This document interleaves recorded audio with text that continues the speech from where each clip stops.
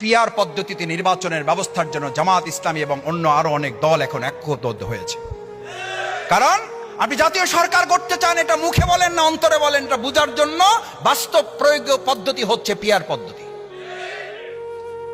তাহলে আপনি বড় দল না ছোট দল? আপনি যদি বড় দল হন তাহলে আপনি বড় অংশ পাবেন, আপনার অসুবিধাটা কি? আপনি তো বড় দল, তাহলে আপনার ভয় কেন? আমি তো ছোট দল, আমার তো ভয় নাই। আমি ছোট দল, আমি ছোট অংশ পাবো, জনগণ যা রায় দেবে তার ভিত্তিতে হিসাব হবে। কিন্তু এই 53 বছরে আমাদের অবস্থার পরিবর্তন করার জন্যই তো আমাদের এই জনগণ নতুন কোন একটা বন্দোবস্তর কথা তারা বলতে চায়। 53 বছরে আমাদের এই সংস্কৃতি পরিবর্তন হয় নাই। এখন আমি বলতেছি এই নতুন পদ্ধতিতে আমাদের জনগণ অভ্যস্ত নয়, জনগণ অভ্যস্ত। আমরা সংস্কৃতি ভেঙে আমরা পুরনো সংস্কৃতির ঊর্ধ্বে উঠে নতুন সুন্দর কোন বন্দোবস্ত দিতে চাই না বলে আমরা এটা মানতে চাই না। জনগণ অভ্যস্ত নয়, জনগণকে এত ছোট ভাবার কোনো কারণ নেই। জনগণ এটা বুঝে, জনগণ এই পদ্ধতিতে চায় বলেই আমাদের এই আন্দোলনে এক এক করে মানুষ সম্পৃক্ত হচ্ছে। এটা চাপের কথা নয়, এটা প্রেসারের কথা নয়, এটা বাধ্য করার কথা নয়।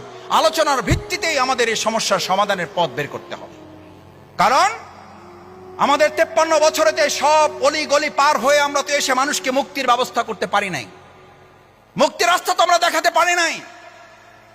মানুষের ভাগ্য উন্নয়নের জন্য তো আমরা কোনো পথ তাদের সামনে খুলে ধরতে পারি নাই। তাহলে প্রপোর্শনাল রিপ্রেজেন্টেশনের জায়গায় আমরা কেন এখন পর্যন্ত কোনো রাস্তা তৈরি করতে পারছি না? আমার অসুবিধাটা কোথায়?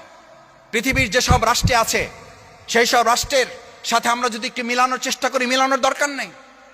আমরা অগ্রপথিক হব, আমরা মডেল হব, আমরা ভালো কিছু করে দেশ শুধু নয় আমরা গোটা বিশ্বকে দেখাবো।